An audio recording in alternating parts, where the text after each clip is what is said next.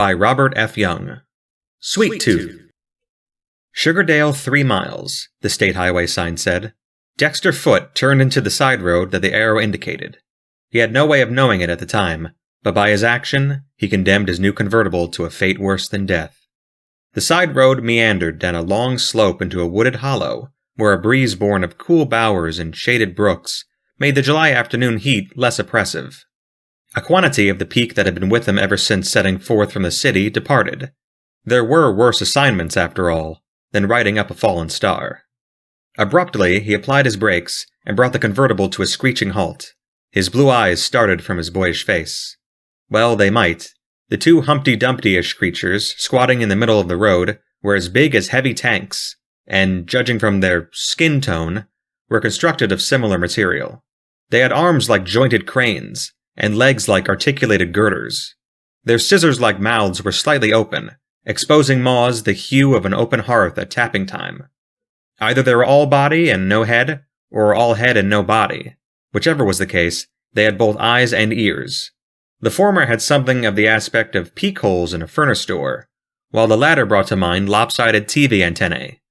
As Dexter watched, the foremost of the two metallic monsters advanced upon the convertible and began licking the chrome off the grille with a long tongue-like tongue. Meanwhile, its companion circled to the rear and took a big bite out of the trunk. There was an awesome crunch, and the convertible gave a convulsive shudder. At this point, Dexter got out and ran. More accurately, he jumped out and ran. 100 feet down the road, he stopped and turned. He was just in time to see monster number 1 bite off the red headlight. Crunch! Not to be outdone, monster number 2 bit off the right taillight. Crunch, crunch! An acrid odor affronted Dexter's nostrils, and he discerned a faint yellow haze hovering about the convertible. The rear wheels went in 2 bites. The 250 HP motor required 3. Crunch, crunch, crunch! The upholstery caught fire and began to burn. A gout of flame shot up as the gas tank exploded. Far from discouraging the two monsters, the resultant inferno merely served to whet their appetites. Crunch, crunch, crunch, crunch! Dexter's shoulders sagged, and the spot next to his heart that the convertible had shared with his best girl gave a spasmodic twinge. Removing his suit coat and slinging it over his shoulder, he turned his back on the grisly repast and set out sadly for Sugardale. He had not gone far before his stalled thought processes got into gear again. The falling star he had been assigned by his editor to write up had been an unusually brilliant one, according to the report the paper had received. Maybe its unusualness did not stop there. Maybe it was something more than a mere meteorite. Certainly the two monsters could not be classified as local woodland creatures. All of which was fine as far as copy was concerned, but it didn't bring his convertible back. Presently he saw 2 sizable deposits of slag at the side of the road, and approaching them more closely, he discovered that they were still warm. Could they be the remains of a previously devoured automobile? He wondered. What an ignominious fate indeed to overtake a car. He looked at the 2 deposits once more before moving on. All he could think of were 2 piles of elephant dung. A mile and a half later, he emerged in a small valley that sported a handful of houses, a scattering of business places, a church or 2, and a goodly number of trees. A roadside sign informed him that he had reached his destination, that its population was 350, and that its speed limit was 20 miles per hour. The population, however, was nowhere in evidence, and the speed limit seemed silly in view of the absence of cars. A scared-looking housewife, upon whose door he knocked, told him he'd probably find the local minion of the law at the Sugardale Inn, sucking up beer the way he always is when he should be out earning his money. The inn turned out to be a sagging 3-story structure in desperate need of a paint job. There was a Model A sedan parked in front of it, the first automobile Dexter had seen. Formerly, the establishment had provided a haven for weary travelers. Now it provided a haven for contented cockroaches. Its fin de siècle bar was a collector's item, and standing at it, 1 foot propped on the brass bar rail, was a lone customer. He was tall and thin, and somewhere in his 60s, and he was wearing blue denim trousers and a blue chambray shirt. There was a lackluster badge pinned on the fading shirt front, and a beat-up sombrero sat atop the graying head. "Sheriff Jeremiah Smith at your service," he said calmly when Dexter dashed up to him. He took a sip from the schooner of beer that sat at the bar before him. "Got troubles, have you, young man?" "My car," Dexter said. "I was driving along the road and—" "Got ate up, did it?" Well, it's not the first one to get ate up around here. Jeremiah Smith faced the doorway that led to the lobby. Mrs. Creasy, get this young man a beer, he called. A plump, middle-aged woman, whose dark hair fell down over her eyes like a thicket, came into sight behind the bar. She flicked a cockroach off the drain board with an expert forefinger, drew Dexter a schooner, and set it before him. Jeremiah Smith paid for it. Drink her down, young man, he said. I know how I'd feel if my car got ate up. Manfully, Dexter dispatched half the contents of his schooner, after which he had introduced himself and explained the nature of his mission to Sugardale. I never figured on anything like this, though, he concluded. You must have made it through just before the roadblock was set up, Jeremiah said. You were lucky. Dexter started at him. Lucky? I lost my car. Pshaw, what's a car to a newspaper man when a big story's in the air? Take this newspaper fellow I saw on TV Saturday night. Big stories went out long ago, Dexter said. Newspaper men work for a living the same as anybody else. Get back to my car. Aren't you going to do anything about it? Jeremiah looked hurt. I've done everything I can do. The minute I saw those tanks, I knew it was a job for the army, and the state police agreed with me. So we notified them, after which we advised everybody to stay indoors and to keep their cars under lock and key. All we can do now is wait. Jeremiah sighed. Crazy if you ask me. Tanks eating automobiles. I imagine, Dexter said thoughtfully, that our diet would give them pause, too. Where did this star of yours fall? In Ed Hallam's North Timber lot. Take you there if you like. There's not much to see, though. Just a big hole in the ground. Dexter finished his beer. Come on, he said.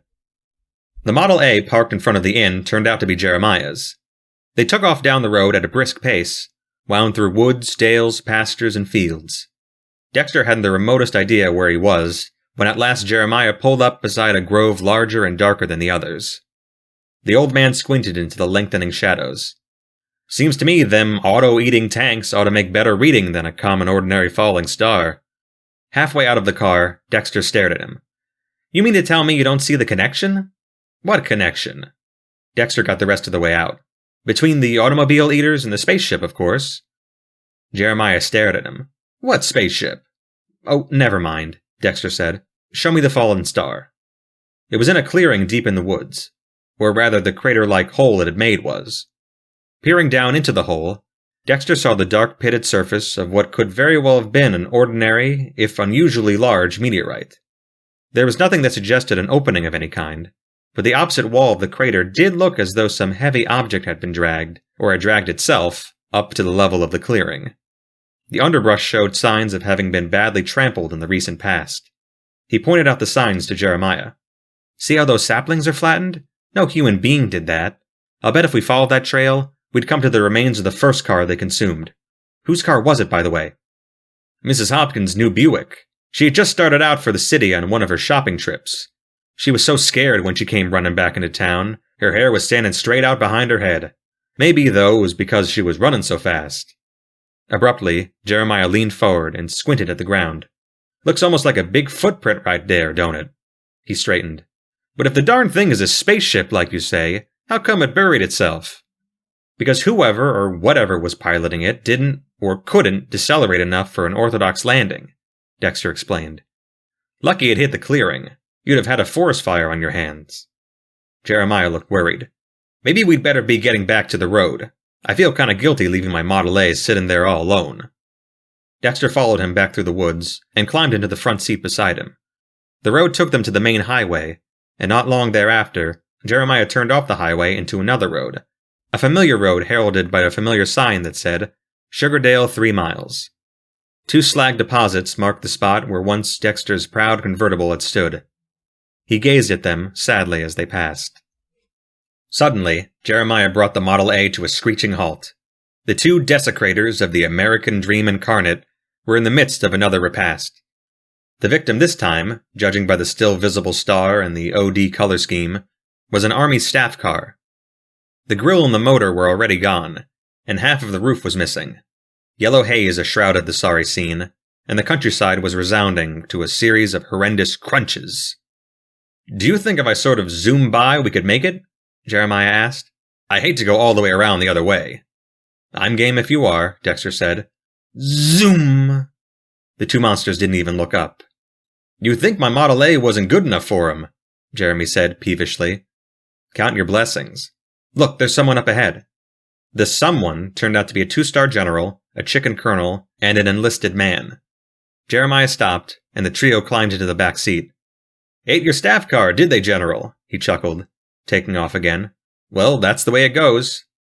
"The name," said the general, whose middle-aged face had a greenish cast, "is General Longcomb, and I was on my way to Sugardale to reconnoiter the situation before committing any troops to the area.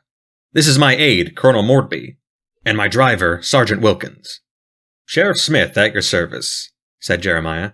"This here's Dexter Foote, who came to Sugardale to do a big story on our falling star." "Tell me about these VEMs of yours, Sheriff," General Longcomb said. Jeremiah twisted around. "VEMs?" "Vehicle-eating monsters," Colonel Mortby interposed. He was a small man with a pleasant youthful face. "It's standard Army operating procedure to give an object a name before investigating it." "Oh." Jeremiah twisted back again, saved the Model A from going into the ditch with a Herculean yank on the wheel. "Well, Dexter here seems to think that our falling star is a spaceship, and that they landed in it, and I'm inclined to believe he's right. After seeing the VEMs in person, I'm inclined to believe he's right myself," Colonel Mortby said. "I think that what we have to do with here," he went on presently, when the general made no comment, "is a form of metal-based life capable of generating an internal temperature of at least 3,000 degrees Fahrenheit.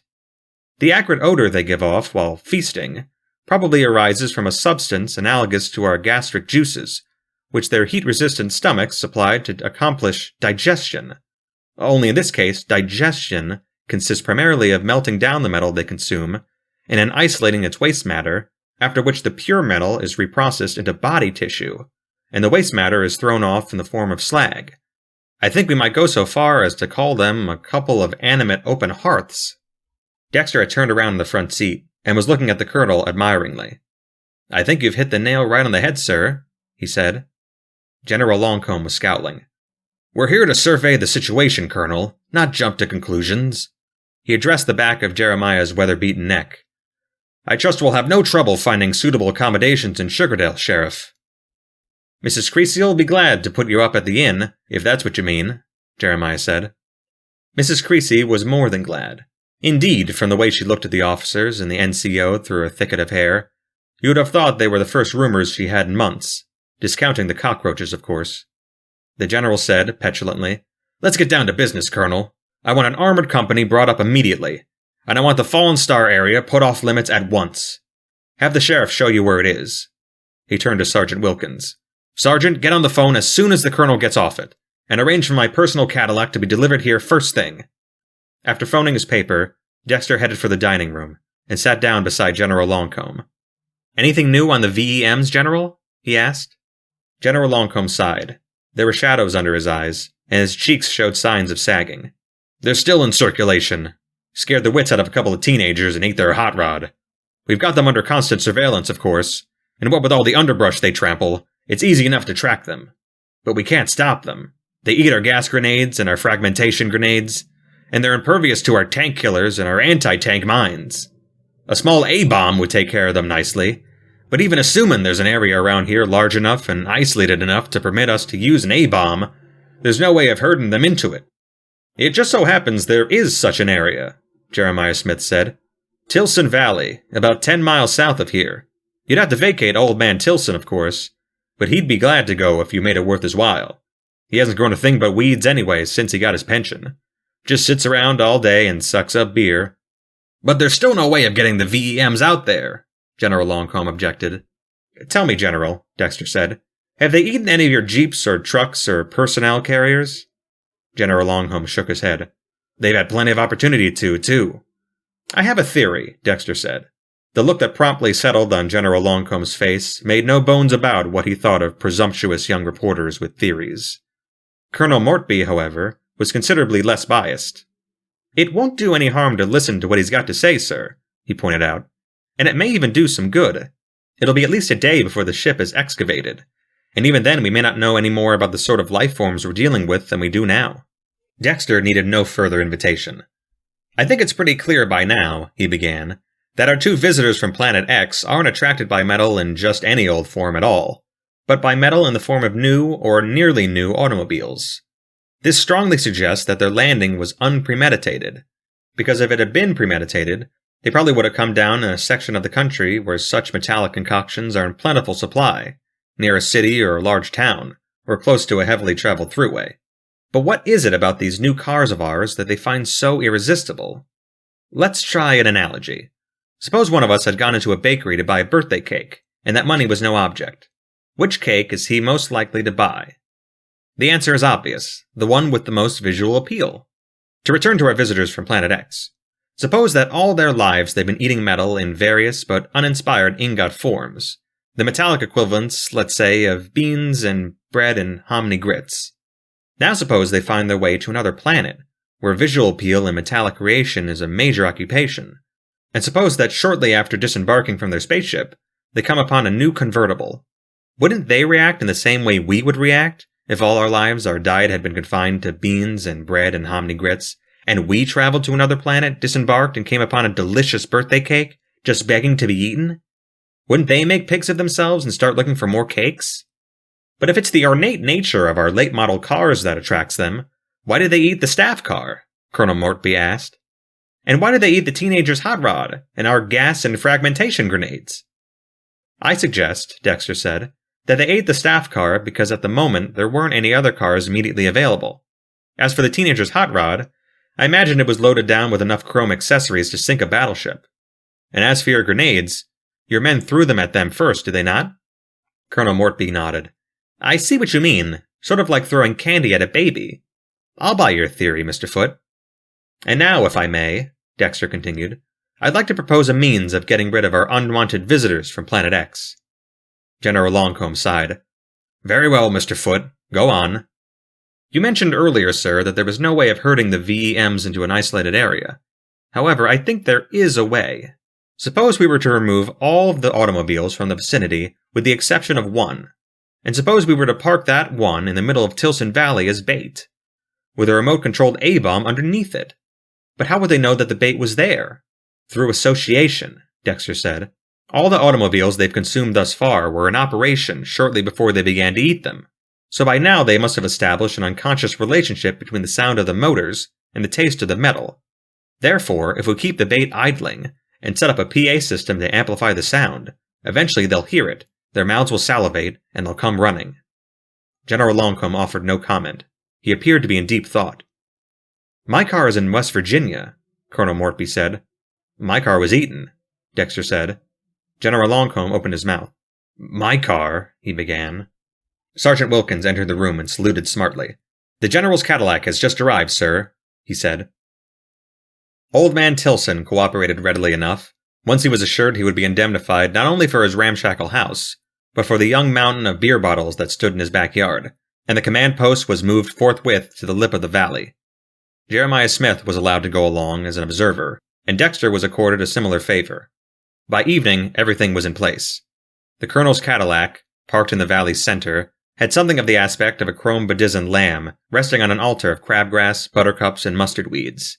Surrounding it were half a dozen floodlights. Suspended over it was a microphone. Standing next to it was a pole supporting 3 PA speakers, and located several hundred feet away was a TV camera. Beyond this impressive display, Old Man Tilson's homestead could be discerned, and beyond the homestead rose his mountainous collection of beer bottles. Colonel Mortby came out from the command post tent and walked over to where Dexter and Jeremiah were standing, looking down into the valley. He handed each of them a pair of cobalt blue glasses.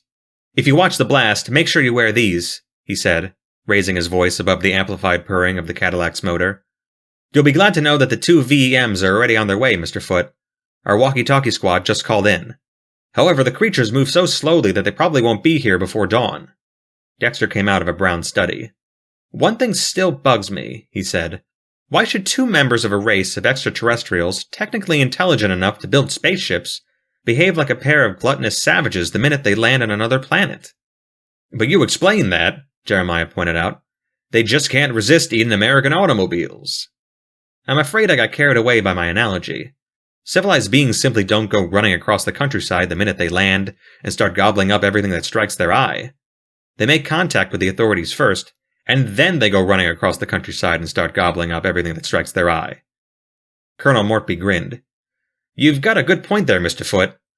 Well, I'm going to see if I can't catch 40 winks or so. It's been a trying day. Me too, Jeremiah said, heading for his Model A. Left alone, Dexter wedged a flashlight in the fork of a little tree, sat down in its dim radiance, got out pen and notebook, and began his article. The Solid Cheese Cadillac, he wrote, by Dexter Foote. Dawn found him dozing over page 16. There they are, someone shouted, jerking him awake. The filthy fiends! The someone was General Longcomb. Joining him, Dexter saw the two VEMs. They were moving relentlessly across the valley floor toward the helpless Cadillac. Jeremiah came up, rubbing his eyes. Colonel Mortby could be discerned through the distance of the command post tent, leaning over a technician's shoulder. The two VEMs reached the Cadillac and began licking the chrome with their long, tongue-like tongues. General Longcomb went wild. He waved his arms. Monsters! He screamed. I'll blow you to kingdom come personally! And stomped into the tent. Dexter and Jeremiah started to put on their cobalt blue glasses. Abruptly, thunder sounded, and a shadow darkened the land. Looking skyward, Dexter saw it. The ship, the saucer, whichever word you cared to apply to it. But whichever noun you chose, you had to prefix it with the adjective gigantic, for the ventral hatch alone, which had just yawned open, was large enough to accommodate the Sugardale Methodist Church.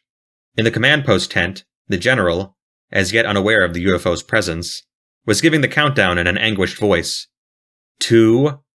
In the valley, the two VEMs were trying vainly to extricate themselves from a huge metallic net that had dropped over them. 1. On the lip of the valley, Dexter Foote was grappling with an insight. 0. It wasn't a dud after all, General Longcomb said. They canceled out the chain reaction with some kind of a ray. I wonder. He shook his head wistfully. What a weapon, though.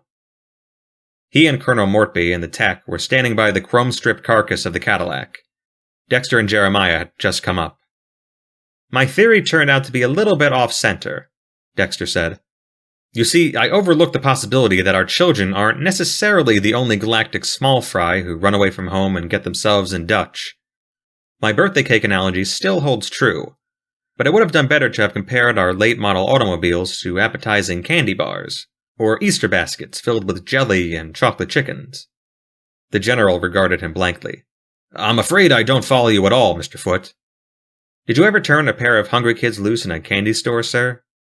Understanding came to General Longcomb's eyes then, and he turned and gazed sadly at his chromeless Cadillac. I wonder if they still have castor oil on Planet X, he said. I bet they have its equivalent, grinned Dexter Foote.